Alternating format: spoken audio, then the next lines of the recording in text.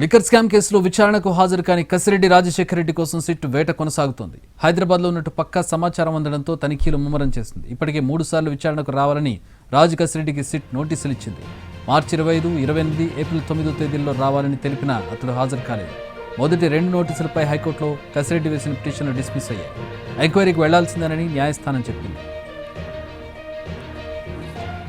దీంతో SIT 3వసారి notice ఇచ్చినా దానికి స్పందించకపోవడంతో గాలింపు ముమ్మరం చేసింది. కసిరెడ్డి భార్య డైరెక్టర్గా ఉన్న ఆసుపత్రి, కుమార్తెకు చెందిన వ్యాపార సంస్థలు, బంధువులు, స్నేహితుల నివాసాల్లో సిట్ టీం సోదాలు చేసింది. ఈ సోదాల్లో కీలక పత్రాలు స్వాధీనం చేసుకున్నట్టు సమాచారం.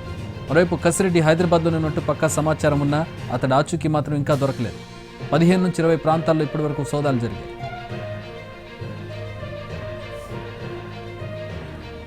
మరోవైపు ఈ కేసుకు సంబంధించి విచారణకు హాజరు కావాలని మాజీ ఎంపీ విజయసాయిరెడ్డికి కూడా నోటీసులు జారీ చేయడం హాట్ టాపిక్గా మారింది. ఈ నెల 18న బెజవాడలోని సిట్ కార్యాలయానికి రావాలని తెలిపింది. దీంతో ఆయన ఇచ్చే స్టేట్మెంట్ ఎలా ఉంటుందన్నది ఆసక్తిగా మారింది.